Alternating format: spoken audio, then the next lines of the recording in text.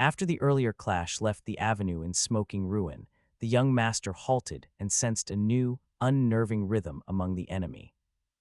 He noted at once that something was off. The creatures were not charging wildly, but shifting in disciplined turns, alternating attack and retreat as if choreographed. From the shadows, a close, red-eyed face surfaced, and he realized a central force was directing the tactics. The monsters were acting with one mind. His gaze swept the skyline and found it lined with rank upon rank of identical bodies, the sameness of their movements suggesting a single controlling intelligence. The scene explained why the streets were empty of other fighters. This was not a scatter of wild beasts but a coordinated tide, and the presence of a controlling entity made the threat far more strategic and urgent than before. After the avenue lay in smoking ruin and the young master had discerned that the creatures advanced with a single, strategic will, he steeled himself to find a way through and kill the boss at the center of their coordination, admitting the task would be difficult. As twilight shadows curled around him, a spectral combat form, Little Nine, manifested behind him and softly informed her master that she could now comprehend the creature's intent. The young master started at the revelation, but Little Nine's voice grew fierce as she called the attackers challenging, and then denounced them as arrogant things. In an instant she transformed that understanding into rage, unleashing a howling surge of purple energy that exploded outward from their position and swept into the ranks of the coordinated tide, her scream in the spreading dark power signaling a sudden, violent escalation to break the enemy formation. The tide of monsters had scrambled at Little Nine's sudden eruption of power, filling the ruined avenue with disordered snarls and flitting shapes as she and the young master stood among the wreckage. As they watched, the young master parsed the chaos and muttered that the creatures were in a mess, perhaps because some were insectal, perhaps because spiders had woven into the swarm, and he mused aloud about classification, even as Little Nine supplied the missing link. Her perception could read the attacker's intent. He realized, with a quiet shift of strategy, that her skill could be applied this way to simplify their advance. Encouraged, he praised Little Nine and ordered them to move on the center of coordination. Little Nine answered promptly, her voice sharpening into obedient ferocity. Purple energy gathered and coalesced around their forms as they turned toward the boss, their decision made and their assault about to resume with purpose. After the initial chaos, the young master and Little Nine refined their approach and closed ranks among the torn avenue of wreckage. He instructed Little Nine to remain at his side, and she shifted from reactive ferocity to focused support, amplifying his read on the battlefield. With her perception clarifying enemy intent, the young master observed that the scattered monsters lost cohesion once severed from the boss's control and deemed them little more than distractions. He ordered a single objective: disregard the flailing minions and strike at the control center. Purple energy curled around them as they moved, smashing through disordered attackers that attempted to block the path. Their strategy became surgical: collapse the boss's link and the tide would break, and together they turned toward the looming central foe, prepared to channel everything into that one decisive blow. The page opened on the hulking, red-eyed maw of the enemy as it lunged with feral menace. Its rows of teeth and burning eyes framed a single, central threat. The young master narrowed his gaze, noting aloud that this particular creature would yield the greatest devouring value, and his expression tightened into cold resolve. He descended on the beast with a precise, brutal strike, his blade collapsing through armored hide and scattering fragments of the monster's bulk. The impact sent shockwaves across the battlefield, while the creature staggered and bled darkness. As dust and detritus settled, purple energy gathered around the young master, outlining him in a spectral glow. He stood over the broken foe, breath steady, and finally allowed himself the word that answered their long pursuit. The scene closed with the boss humbled beneath him and the air, charged with the promise of an end to the tide. The young master had driven his blade through the monstrous bulk and stood over the shattered foe as dust settled, and a faint purple glow traced his silhouette. For an instant, it seemed the long pursuit might finally reach its end. That fragile hush shattered in the next beat when the frame tightened on a hulking, red-eyed maw, rows of jagged teeth filling the panel as if the world itself had inhaled. A stark speech bubble announced, without attribution, that it was time to create an insect swarm, a terse, irrevocable declaration that implied an immediate, multiplying menace. The victory's echo was suddenly fragile. What had been a single vanquished boss now risked birthing countless new threats, and the battlefield's balance teetered as shadow and intent coalesced into the promise of an incoming tide. The young master finished his strike and stood over the ruined beast as dust settled, and a faint purple afterglow clung to him, giving a momentary sense that the chase had ended. That fragile silence was ruptured when the frame snapped to a close-up of a gigantic, red-eyed maw, jagged teeth filling the panel like a breath of hunger, and a terse speech bubble declared that it was time to create an insect swarm. What had been a single victory suddenly threatened multiplication, and the battlefield's balance skewed toward an incoming tide. Intercut black data panels and terse status boxes underscored the escalation as the young master's expression hardened. He raised a hand, and a small, purple shimmer gathered in his palm, while shadowed forms coalesced behind him into a serrated void. Poised and resolute, he prepared to meet the spawned menace as the scene closed on tension and imminent conflict. The young master remained motionless as the dust settled, the faint purple afterglow clinging to him, while a kneeling, disoriented awakened woman stayed close at his feet. Their brief, tense exchange was interrupted when dark sigils bloomed across his palm, and a cold, violet spiral of power erupted from the ground, accompanied by the clinical flash of status panels that marked the escalation. As the young master's face hardened, serrated shadow fragments coalesced in the air, and then burst outward like a starved flock taking flight, each shard animated by the same miasmic hue. He watched the formation assemble, measured the threat, and positioned himself between the newly forming menace and the wounded woman. Somewhere in the roiling purple, an implicit bond and a command answered one another, and the moment closed on a poised confrontation with an imminent swarm. Ash swirled in the aftermath as the young master stood motionless beneath a faint purple haze, while a shaken, awakened woman crouched at his feet. No words broke the silence before signs of escalation began to bloom. Dark sigils mapped themselves across his palm, and a chill, amethyst spiral uncoiled from the ground, punctuated by the sterile flicker of status glyphs that marked the threat's rise. Above them, serrated shadow fragments condensed and then burst outward like a starving flock given form. The young master measured the emergent menace and moved decisively to intercept, placing himself between the shards and the wounded woman. When he took her hand, a responsive link threaded through the contact, an unspoken command answering an unseen will, and thin currents of purple light traced his fingers as he prepared to direct the coalesced blades. The air tightened with imminent violence, and the scene closed on him braced, the violet power gathered and ready for the first strike against the forming swarm. Ash and dust hung heavy as the young master remained still beneath the faint purple haze, while an injured unknown woman crouched at his feet. Silence held only until his palm flickered, and dark sigils traced themselves across his skin. A cold, amethyst spiral uncoiled from the ground, and serrated shadow fragments condensed above, their edges like hungry flocks given form. When he took the woman's hand, a responsive link threaded through the contact, thin currents of violet light crawling along their fingers as the young master gathered and directed the blades. He planted himself between the formed shards and the rising menace, sending the coalesced darkness outward with precise gestures, while arcane glyphs and grid-like arrays shimmered across the rooftops below.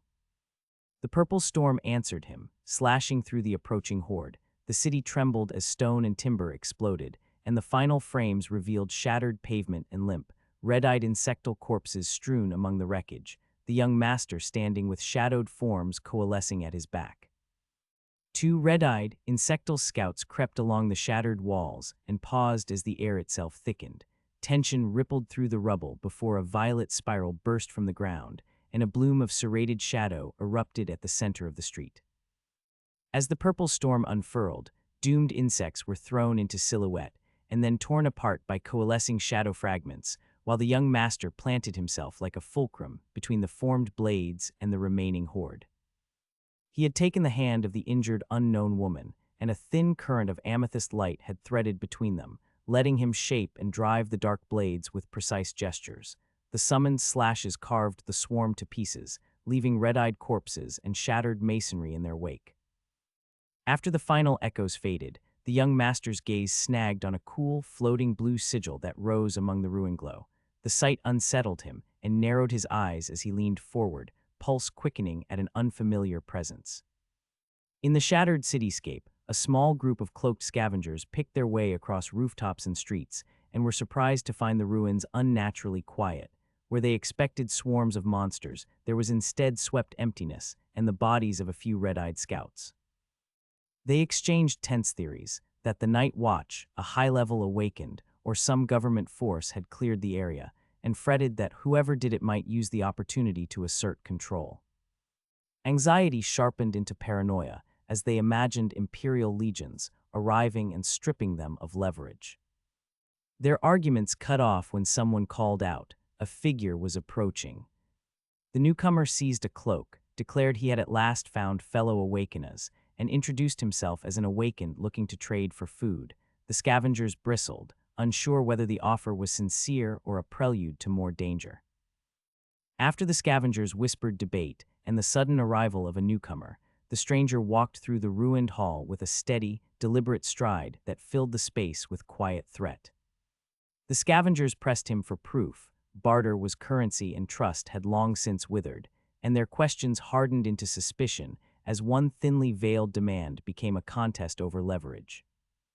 Voices rose, then knives flashed. The group closed in, hungry not only for food but for any advantage the stranger might offer. He did not flinch. Instead, he answered their aggression with a small, deliberate show. A handful opened to reveal a compact, luminescent trinket that pulsed with otherworldly light. That single reveal cut through the tension, turning the encounter from a simple trade into a charged standoff, where the object's glow promised both value and unknown power. After the tense barter and the stranger's earlier demonstration of the glowing trinket, the newcomer pushed his hand forward and let a cluster of pulsing, spider-like entities gather at his feet. Their eerie light filled the ruined hall and snapped the scavengers to attention. The scavengers gasped. These were the spiders they believed wiped out, and suspicion curdled into awe as they wondered if a single man had slain or controlled them all. The stranger's expression hardened. A close-up revealed red, unreadable eyes, and a caption naming him Jiang Chen and listing his current level as 17. He told them he already knew their intentions, berated them into silence with a cold warning, and made it clear he was in a bad mood. Terrified, they scrambled away, apologizing and calling to their leader, while Jiang Chen calmly ordered one final command to guard the surroundings, his hand dispersing shadowy motes as he reasserted control over the scene. After driving the scavengers off and reasserting control, Jiang Chen found that creating Little Nine's swarm carried an inconvenient side effect. It made him hungrier much faster. He sat among the spider-like motes, muttering that he should have foreseen this, and ate while watching the system readout, devouring value 276810000000 flash on the scene. He thought back over his expectations and realized that although the swarm accelerated certain gains, the devouring value itself had unexpectedly doubled in its requirements, transforming what he had hoped would be a quick boost into something that would take far longer than anticipated. As he brooded, his internal analysis described how the swarm consumed and reproduced to generate devouring value, and how striking suitable prey would accelerate that process. His gaze hardened toward a vast winged creature in the ruins. Calculating the fastest path to increase his devouring value, he resolved to use the swarm and large targets to hurry his leveling as soon as possible. After driving off the scavengers and brooding over Little Nine's newfound hunger, Jiang Chen rose from the swarm and readied himself to accelerate his gains. He moved through the ruined hall, senses keyed to the iron tang of conflict and the murmur of many nearby people. The atmosphere told him this place had seen a fight. Pausing, he collected himself beneath his cloak and let the moment resolve before stepping forward, and his sudden presence did not go unnoticed. Someone muttered in surprise at seeing him. As he approached the source of the commotion, a cascade of recognition followed. A wounded, disoriented, awakened woman sat on the floor, trying to make sense of him, clutching at pain and asking why he had returned. Jiang Chen's calculated intent to use large prey to hasten devouring value met an immediate human consequence as the injured woman reached tentative familiarity in her voice. Jiang Chen approached the wounded, disoriented, awakened woman he had found among the wreckage, and she cried out that he was the one who had cleared the spider nest. Her accusation landed like an accusation from the past and exposed the human consequences of his calculated plans. He realized with a start that he had not noticed her until she was almost on top of him, and briefly considered that she might be one of those who had been chasing others through the ruins. Deciding it was too late to leave, he fixed his attention on the moment, and the tense exchange was broken by a new arrival. A line of cloaked figures swept into the scene, led by a tall, blue-haired man who regarded the tableau with cool amusement.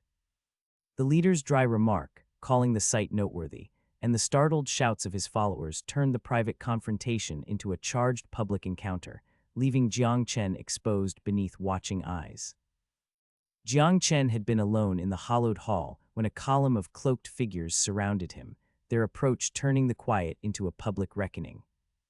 A furious follower leapt forward, accusing him and vowing blood for a past slight, but the cloaked leader cut the anger short with a single command. The leader circled Jiang Chen with amused appraisal, noting how quickly a creation type had leveled up and admitting a growing interest in the newcomer's sudden advancement. When Jiang Chen insisted he had urgent business, the leader pivoted and asked pointedly if a black-haired girl had passed by, then paused to study the man's aura. He declared the presence shockingly strong, estimating the power could be above level 30. He further suspected Jiang Chen carried appraisal equipment that explained his precise reading. The exchange closed on a thinly veiled warning, "Be more honest," leaving Jiang Chen exposed beneath the leader's cool scrutiny and the watchful gazes of his hooded followers. The cloaked contingent closed around Jiang Chen, one subordinate leaning in with a sharp threat that anyone found helping that girl would feel the Xiang family's vengeance. The cloaked leader moved with composed menace, cornering Jiang Chen and probing his involvement. He asked after a black-haired girl and appraised the man's aura, remarking on the striking strength he detected and even suggesting Jiang Chen might be carrying appraisal equipment. The exchange layered accusation and curiosity, the leader's amusement thinly veiling a warning. Faced with the growing danger and the leader's cool scrutiny, Jiang Chen decided he could no longer remain where eyes and rumors gathered. He turned to go. As he slipped away into the ruined hall, an uncertain, grateful shout, "Yuwa, I'm saved," rose from someone left behind, underscoring how precarious shelter had become. After slipping away from the tense gathering, Jiang Chen found himself confronting a disoriented young woman among the ruins. He seized her arm and demanded answers about her connection to the group that had been causing trouble. The woman, wide-eyed and trembling, explained that her family ran a freight station that had been raided by the Xiang family and that she had barely escaped. She pleaded to be left alone and vowed to repay Jiang Chen for his help. He listened with cool impatience, brusquely rejecting her promises of future repayment and mocking the idea anyone would want to be involved in her troubles. As she expressed desperate gratitude and promised to remember his kindness, Jiang Chen's expression shifted. A small sound drew his gaze and made him tense, the moment snapping from civilian squabble to the alert of something new approaching in the ruined hall.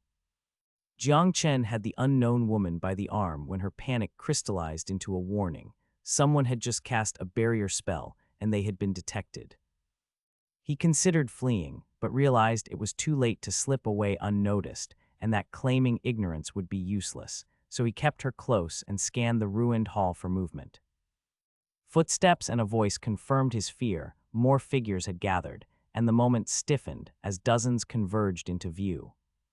Hooded silhouettes stepped from the shadows, and their shouts cut through the air. One of them spat an accusation at Jiang Chen, and the crowd's hostility boiled over.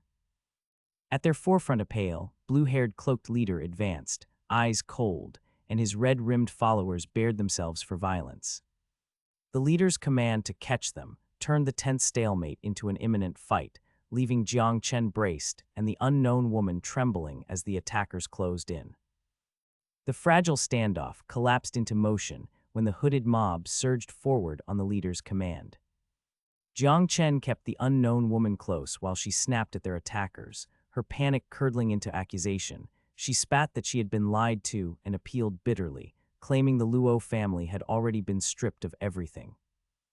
The crowd's voices swelled, and the threat of violence grew immediate as several figures crowded them from all sides. From above, the tall cloaked leader stepped into view, his blue hair and hooded cloak cutting a pale silhouette against the ruin. He met her plea with a cold, unnerving calm and looked down at them as if weighing a small thing. When he asked, without a flicker of mercy, whether he needed a reason to act, his words made the intent explicit and left Jiang Chen and the unknown woman braced for a violent confrontation. Jiang Chen kept the shaken, unknown woman close as she barked accusations and vowed the Luo family would never be forgiven if harmed, her voice sharp against the growing crowd. The mob closed in, and the cloaked leader stepped down from above, his blue hair and cloak cutting a pale silhouette in the ruined courtyard. He listened with an unnerving calm before answering with contempt. He ridiculed the Luo family's presumed strength, laughed at their wealth, and then asserted the dominance of his own Xiao family, reminding everyone that without the Xiao's protection a century ago, those citizens would have been annihilated. His words painted the onlookers as little more than peasants, and at that instant, his hooded followers lunged forward amid a burst of hostile energy, leaving Jiang Chen and the unknown woman braced for violence. The cloaked leader's contempt cut through the courtyard as he sneered that the crowd were nothing but livestock to be slaughtered. His words landed like a sentence. Silence answered briefly before his hooded followers lunged, hands flaring with jagged light as one of them snarled that there would be nothing left for anyone to investigate. The followers' attack unfolded in brutal precision. Shimmering slashes of energy tore through the wreckage and scattered evidence into dust. As the onlookers recoiled, a broad, pulsing crimson dome began to bloom over the ruined streets and the towering radio mast, swallowing the courtyard and forcing a hard boundary between what remained and the outside world. Jiang Chen and the unknown woman braced against the spectacle, while the mob's anger curdled into fear. The cloaked leader's action both erased traces of the confrontation and made clear that the Xiao family's authority would be enforced by force, leaving accusations unresolved beneath the red seal. The courtyard remained trapped beneath the cloaked leader's pulsing crimson dome as his hooded followers readied themselves at the edge of the ruined square. Their leader's contempt carried like a verdict, and the mob's earlier clamor had curdled into frightened silence. At the leader's command, they prepared to leave no witnesses, though one subordinate paused on a direct order to keep the girl from the Xiao family alive for the young master's purposes. From above, the blue-haired cloaked leader descended into the circle, his attention snagged on the girl's creation-type potential. He declared himself intrigued and spoke of a different path for those who knew how to use their gifts. His words closed the scene like a lure, a cruel ultimatum and an invitation to power, promising that anyone who aligned with him could win everything under the sky, while the sealed courtyard ensured no one could interfere. The cloaked leader's command had hung heavy over the sealed courtyard as his offer, to spare one life in return for loyalty, reached down into the ruined square. A dark-haired awakened met the proposition with derision, laughing and hurling an insult at the Xiao family, while the woman at his side reacted with alarm, sensing the escalating danger. Where the leader had expected obedience, the man instead spat a profanity, outright refused to be bought, and dared anyone to force the matter. Purple energy began to coalesce around him as he squared his shoulders and moved protectively in front of the woman the mob had been ordered to seize. The courtyard's enforced silence turned taut. The cloaked leader's ultimatum remained unbroken, but the defiant stand transformed the scene from a simple surrender or live choice into a challenge that threatened immediate violence beneath the sealed dome. The sealed courtyard's fragile standoff ruptured when the cloaked leader barked an order to slay them. His voice cut through the taut silence and sent the hooded followers rushing with blades drawn. The attackers lunged like a coordinated tide, but anxious shouts from their ranks immediately tempered the assault. One warned that the dark-haired man could use poison, urging caution and forbidding a direct frontal strike. The defiant youth remained unmoved at the center of the chaos, purple energy coiling faintly about him as he planted himself between the mob and the trembling unknown woman. He offered no plea or negotiation, only a derisive humph that undercut the leader's authority and turned the charge into a cautious encirclement. Under the dome's oppressive hush, the cloaked leaders will had provoked violence. The followers advanced with measured ferocity, and the air bristled with the promise of blood unless someone broke first.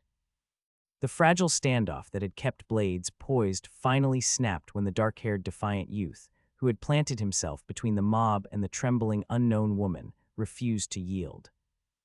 He warned that poison was not his only option, then raised a hand and activated his talent. A phosphorescent green aura coalesced around him and raced outward like living vines. He cried, "Evolution of all things," and the light wrapped the advancing hooded followers, twisting and reshaping the space between attacker and defender. Screams and shocked exclamations cut through the dome as several attackers were seized by the sudden metamorphosis, and the cautious charge dissolved into chaotic retreat. Under that pale, hungry glow, the defiant youth held his ground. The unknown woman pressed close behind him, and the cloaked leader's carefully measured threat faltered as his followers found themselves overwhelmed by a power they had not anticipated.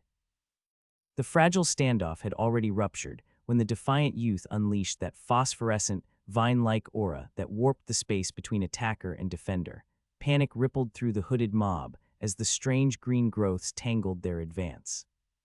Fighters shouted that the assault looked like poison and slashed blindly at the glowing plants, believing brute force could cut them down, while others shouted that the foliage served to blind them and warned comrades to prepare for a strike. Their brief confusion became catastrophic. The defiant youth moved with predatory calm, the unknown woman close at his side, and shadowy, winged constructs erupted at his command, sleek purple silhouettes that descended like living blades. The surprise assault carved through the stalled attackers before they could react. Screams and scattering cloaks marked the collapse of the charge as the hooded followers found themselves struck down or driven into retreat, and the cloaked leaders' measured threats dissolved into disarray under the sudden violence. The confrontation cascaded into violence when a hooded assailant charged with a raised blade, only to have his weapon cleaved and sent skittering from his grasp by the unseen force arrayed before him. Purple, winged silhouettes slashed through the air like living spears, tearing the attacker from his feet and sending him tumbling amid a shower of spectral shards. As he strove to recover, a small dark creature darted forward and exhaled a shimmering toxin. The poison hung in the instant like a visible fog, sapping his reflexes and blacking the edges of his vision. He spat anger and disbelief, his weapon ruined, his strikes futile, before realizing the true threat. The miasma came from the summoned monsters themselves, not from mundane traps, and it left him unable to dodge the ensuing onslaught. The brief, brutal exchange underscored how the defiant youth's summons had turned the battlefield into an arena of both blades and invisible contagion. The defiant youth thrust a hand forward and shouted, "Caught you," his figure haloed in a raw purple light as he moved to shield the small, disoriented woman at his feet. A hooded assailant sneered and spat, "Trash." "Get lost," as he advanced, but the young man's dismissal turned to shock when green, leaf-like spectral creatures erupted from the ground and air between them. The summoned forms coiled and darted like living vines, and a faint, shimmering toxin hung in their wake. The assailant's reflexes slackened, edges of his vision dimming as the miasma took hold.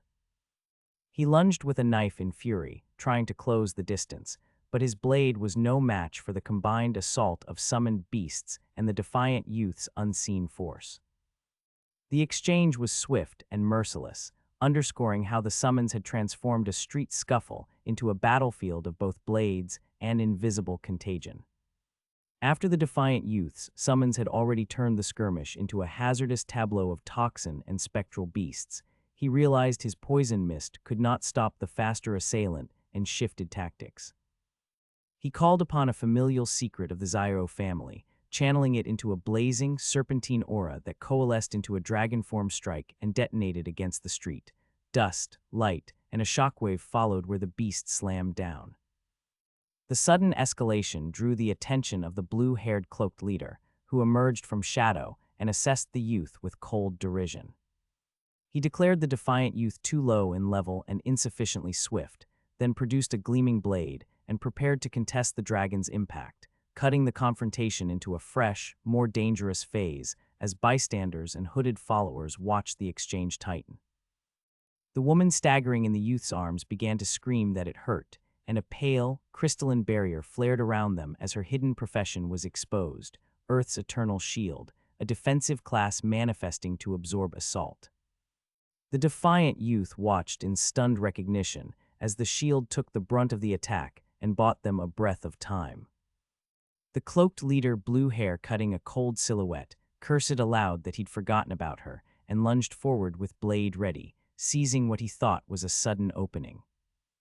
As the exchange tightened and the dragon-formed strike's dust still settled, shadows above split the air and jagged, dark projectiles plummeted toward the scene. A voice snapped out a single urgent warning, "Young master." Behind you, and the confrontation erupted into a new, immediate danger that interrupted the leader's calculated move.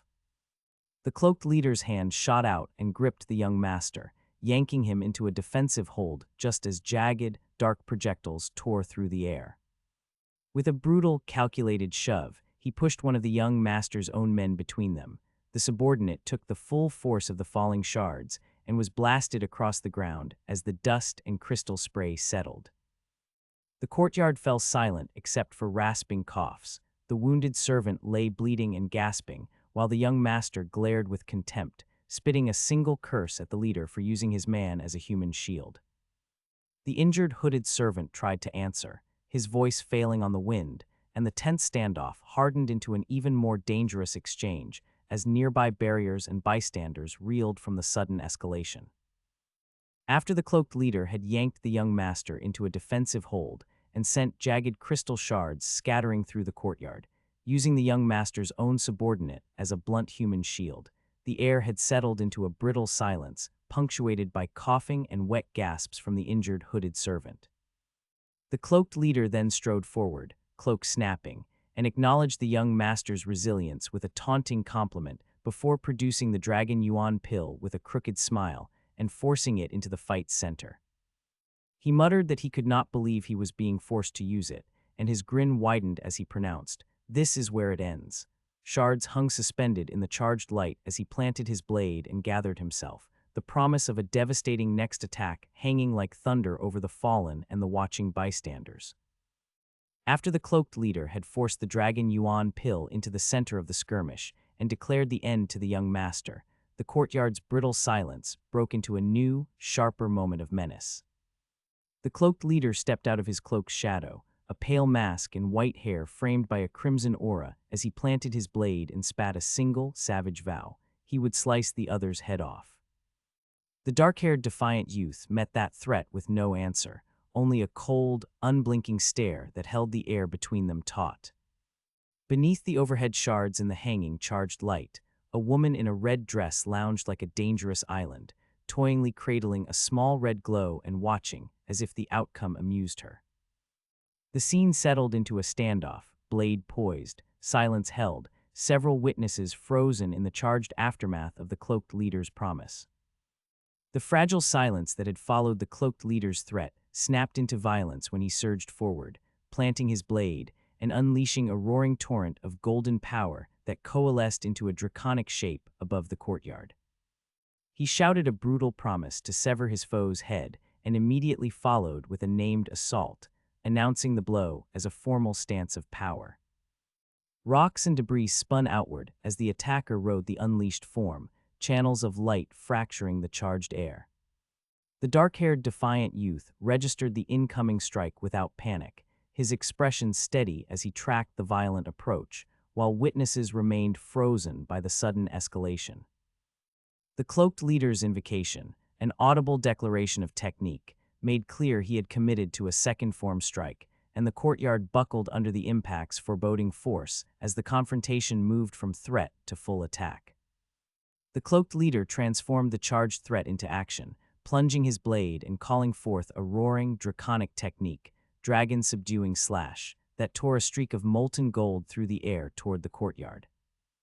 Beneath the incoming onslaught, the dark-haired defiant youth held his ground, while the woman at his side raised her arms and shouted a countermeasure, invoking an enhanced Earth's eternal shield that bloomed as a turquoise, domed barrier.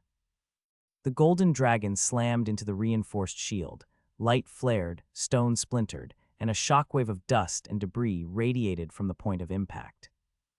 Witnesses were thrown back by the force, and the courtyard buckled under the blow, the collision marking a decisive, kinetic clash between the cloaked leaders named Assault and the defenders' last-ditch protection.